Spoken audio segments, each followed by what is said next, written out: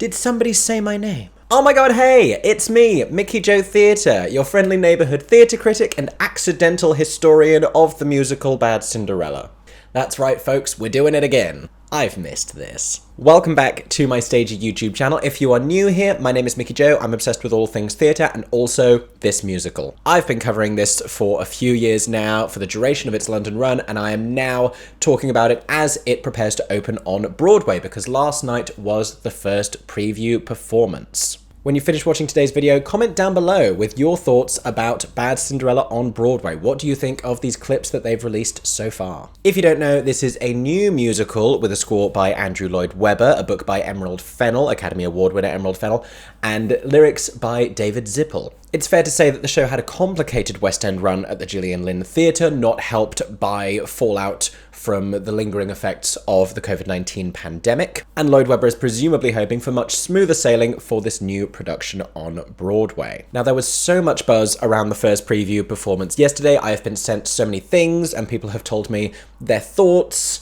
and their feedback, and I've been sent lists of songs, and I don't really want to talk about or cover any of that because we are still in previews. And if you didn't know, it's considered good etiquette for a critic not to review a show while it is in previews, because that is the time that they are using to tinker with the show and to maybe put in new songs or take out songs or cut entire characters. Not that we see that happen as much as we used to back in the day. Generally, when a show arrives at its first preview, it's a lot more put together than perhaps they used to be, and they don't change as much between first preview and opening night. However, I am giving them the benefit of the doubt, and I don't want to pass judgment too much on anything that is happening right now. That being said, the show's marketing team in New York, who, I don't care what you're paying them, they all deserve a pay rise for this marketing. They have just released a sneak preview of the show's title song, Bad Cinderella, being sung by its new Broadway leading lady, Linedy Genao. So today I am going to be reacting to that, much like you all have been already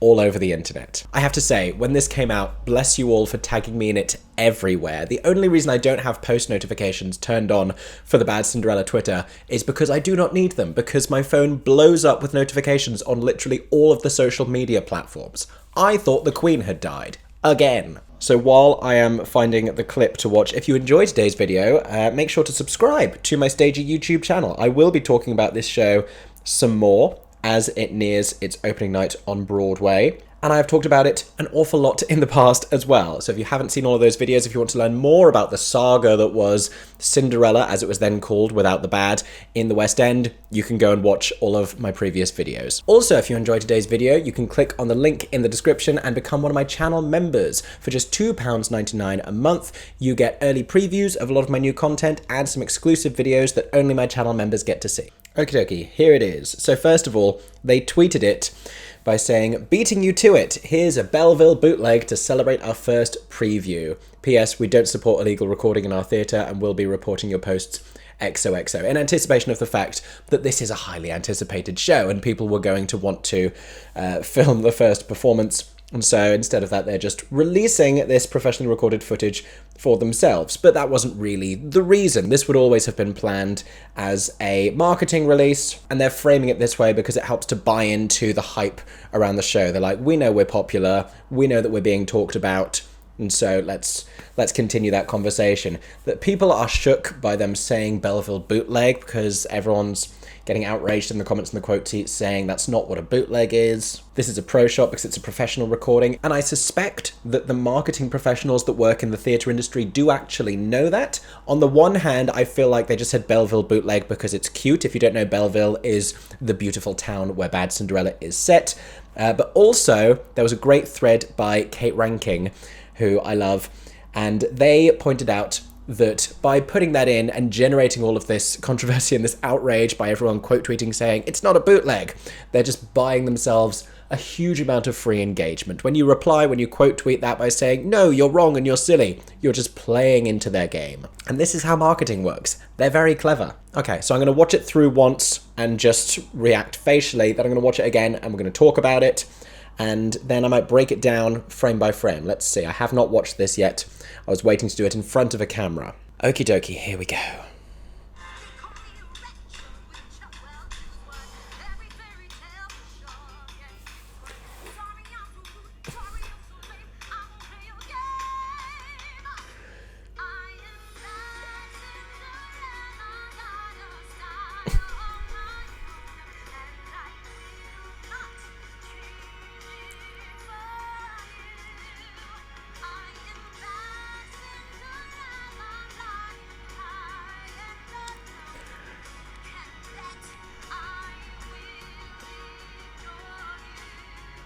Okay, so that was my first watch. Don't read too much into what my face was doing because I was just enjoying the tiniest little details and things. I'm going to go through it again and talk through and just tell you everything that I'm noticing as I'm noticing it. So ensemble costumes are different. This choreography is similar with them behind her on this moment, but she's dancing a lot more than Carrie did. The costuming, we're going to talk about her costuming and styling in a minute. She looks a bit triumphant and happy here. That surprised and shook me. The guy in the purple beret looking down to make sure he's actually holding her. The bicep on this ensemble member who is dressed as Squidward from the SpongeBob SquarePants musical. Don't think I didn't notice that. Hair getting stuck in the face. I don't quite get what this lyric is. You can bet I will ignore you, while she's singing to them and participating in the whole group thing. I don't entirely get that. But okay, let's go through again and break this down a little bit more slowly. So, the styling. Can we talk about the styling of her, first of all, as Bad Cinderella? It's very early 2000s. I do not get the costuming. The shoes, if you can see the shoes, are a whole choice that she's not wearing like a boot.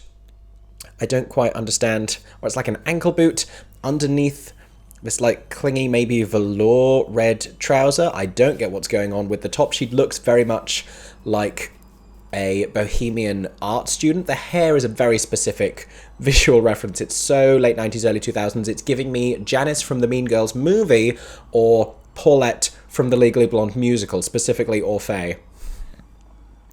The coat I actually love, and I still think it's pretty. Like, the thing is, they've also made the ensemble here, their costumes are quite different, and they look all a little bit more bohemian, and they're wearing straps and lederhosen, and they're clearly going for this European aesthetic while making it slightly contemporary as well. It's a little bit of the Anne Juliet vibes, it's a little bit of the Six vibes. We're all doing a kind of similar thing with these historical pieces, but in a modern way. They've made them a lot more colourful, and they're kind of closer to what she looks like. In the West End, she was a lot more visually divorced from the rest of the ensemble, and their whole thing is, you're not like us, you're not as pretty and beautiful as we are. And so when she looks more similar, it's confusing. The ensemble member to her left, this guy here, the collars he is wearing make him look like Gavin Lee as SpongeBob in the Squidward musical. Is that just me? Maybe it's just me. This musical has melted my brain, you guys. I'm editing right now. Obviously, I meant Gavin Lee as Squidward in the SpongeBob musical, not as SpongeBob in the Squidward musical. There is no Squidward musical. Should there be? Maybe. Who's to say? Let's carry on. I do like these ensemble costumes. I think they look cute, but it's a show where the aesthetics really matter because we're telling a story with these aesthetics. What else do I have to comment on here? She's wearing the necklace, so presumably that's still going to be a plot point. She's a lot more colourful. She's got a lot of, like, turquoise elements going on. I do not understand this top here and what the layers are meant to be. I just straight up don't understand. This guy on the other side of her is wearing a very high-waisted trouser like he's Kylo Ren. So let's talk about the staging. The staging has similarities to how this number was performed in the West End version, and this was probably... I did like the way this number was staged, because she's singing this song kind of apathetically as they're like dragging her around by her hair. That's in the earlier part of the song, so I don't know from this if that is still intact. But at this point, Carrie was in front and they were all in a triangle behind her, and she's just standing and giving it you vocals, and they were doing like these little like dancing moves. They're doing a similar thing, but she's doing it with them in this. Again, I'm not sure from a narrative perspective, from like the storytelling in the dance of what that's saying, if she's doing the same thing as them. Again, I think we want more separation, but I cannot possibly judge the whole thing based on this little clip. She's also, attitude-wise, I can't really pitch where she's at. Carrie was very sarcastic and indifferent and a little bit sardonic, and she's kind of smilier right up until the end when she's getting tied around a tree, which, you know, understandable. No one likes that. It's not a good day. And this lyric as well, I'm not sure I got what this lyric was at the end. You can bet I will forget you. Let me listen to this again.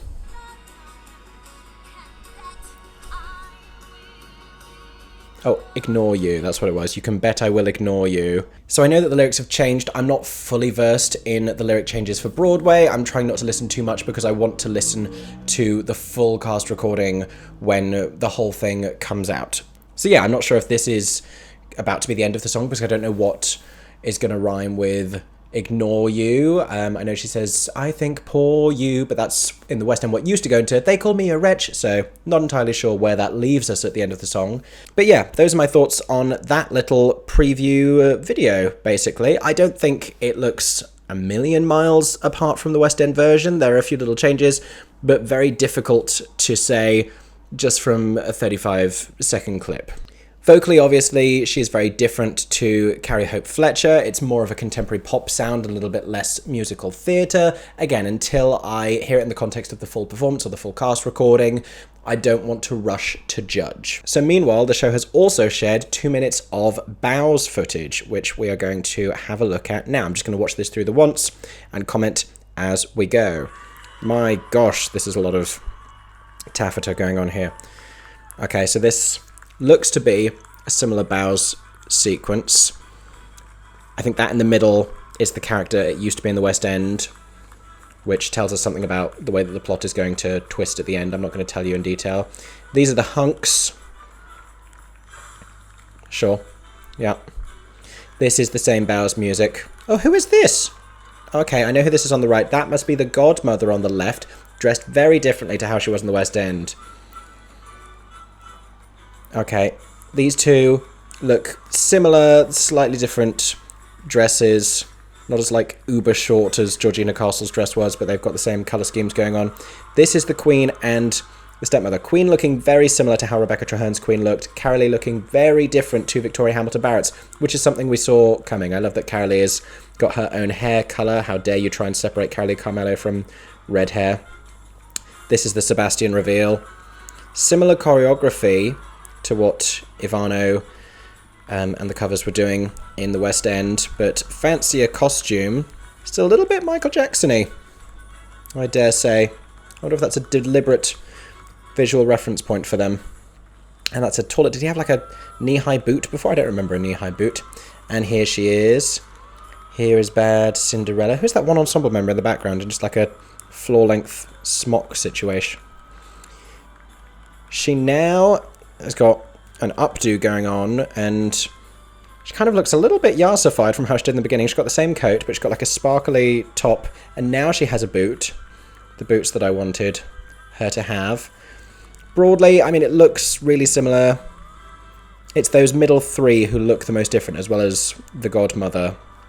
But I don't want to read into costuming as to how their characters are going to have necessarily changed in the show. Carolee, I think, probably the most different as the stepmother, but that's what we were expecting because Victoria Hamilton Barrett's stepmother was very specifically styled after Joanna Lumley's character Patsy in Ab Fab, absolutely fabulous British TV show, and I wasn't expecting Carolee to do that because I don't think they're using British accents. Again, I'm not going to comment on things that I may have heard about the first preview. I want to give it a little bit more time, and then we will talk some more. So those have been my thoughts today on everything we have learned about Bad Cinderella, and you know, I'm excited about this. I am. I think this is a really talked about opening, and whatever your thoughts are on the show at this point, I have made mine very clear in the past, and I've made plenty of critical videos talking about how the show was in the West End. I am giving a huge benefit of the doubt for the Broadway production for now, until it becomes apparent how much it has either changed or stayed the same. It may be received completely differently by a Broadway audience. It's got a completely different cast. I don't think we can assume anything at this point. But I will, of course, be watching very, very carefully. And I'm getting ready to make so much Bad Cinderella content. So make sure you're subscribed so you don't miss any. And if there are any particular videos you would like to see on my channel, either about Andrew Lloyd Webber's Bad Cinderella or just about the rest of the world of musical theatre, let me know in the comments section down below. Thank you so much for watching today's video. I hope you enjoyed. If you did, and you want to see more of my videos, and you want to get some exclusive content and early previews, you can click on the link and join as a channel member. I hope that everyone is staying safe and that you have a stagey day. For 10 more seconds, I'm Mickey Joe Theatre. Oh my god, hey. Thanks for watching, have a stagey day. Subscribe!